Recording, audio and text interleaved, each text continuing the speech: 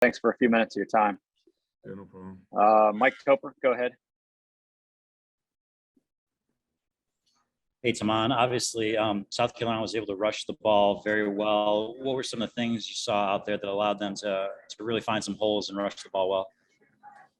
Yeah, so stopping the run is a big thing for us on defense, but I just like that didn't get done today. They're very physical up front. They had a good old line. They got to second level defenders very well, and I think that's what the biggest thing was, them be able to reach our second level guys and having to make the DBs and safety try to make open field tackles. Greg Barnes. Hey, Tomon, number 5 was a converted wide receiver playing, quarterback today. With you guys really not having seen him before, what are the adjustments like on the sideline, and how are y'all trying to make some key changes as the game went along? Yeah, so we knew about 5 beforehand, but when he first came in, we thought it was gonna be more of a wildcat type offense. But then we see he was very efficient at running their actual offense. So we just had to settle down a little bit, figure out that yes, he could play actual quarterback too, and he could also run the ball. Thank you. Andrew Jones.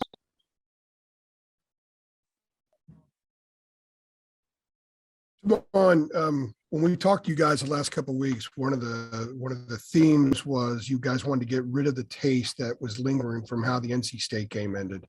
So with the disappointment of that, how you guys, it appeared there was some readiness issues at the beginning of the game, defensively or overall. How do you kind of compute the idea that you guys wanted to get rid of that taste, but appeared to start the game at a different gear than South Carolina was? Sometimes it happens during bowl games. One team comes out with a little more energy than the other, but our big deal is just like stopping the team surge, and that happened early on in the game. They came out hot. Defense slowed in a little bit, but then unfortunately we still ended up losing the game. But it's just a whole mindset to come out there with more energy, wanting it more than the other team. Thank you. Gregory Hall. Tomon, going off of that, it seemed to be a similar story against Pittsburgh and NC State, and obviously all 3 of these games were not played in your home stadium. But just kind of what is it that allows, or that's allowing teams to come out with that higher energy out of the gate than you guys are? Yeah, especially at away games, we just have to come out with our own energy. We can't lean on our fans as much just because there's not as many of them. So with the team being in a home environment, they have those fans supporting them. They're in their own environment. They don't want to lose at their own home ground. So that's the advantage that comes with it. But in away games, you just have to bring your own juice with it. C.L. Brown. Tomorrow, what do you see as kind of what needs to be done for this defense moving forward next season to shore up the deficiencies and kind of take that next step and become more dominant? I think the big thing for the defense next year and moving forward, just make sure you're playing together, being out there talking on the field, communicating with every little thing, because that's how our defense works. If somebody moves, we have to make a check, and everybody has to know the check. It can't just be one person, it can't just be 2 people. So I think the biggest thing for us is having better communication next year. How would you say the communication was today?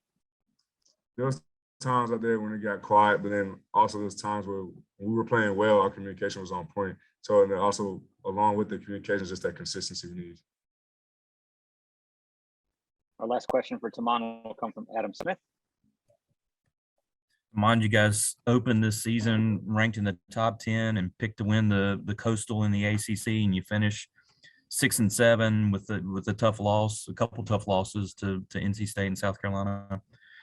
When you look back on this year, how will you view it? What will you think about it, and how do you think you'll feel about it? Yeah, it's obvious that it's disappointing that we didn't get the year we wanted, but I'm still proud of my team. We came out every week, we pushed our hardest, and we left everything out on the field. There's the little things we have to fix, like I was talking about communication, things like that, and just bring our own energy. Those are just the little things that they could have next year that'll just change the program. Thank you, Tomon. Appreciate it.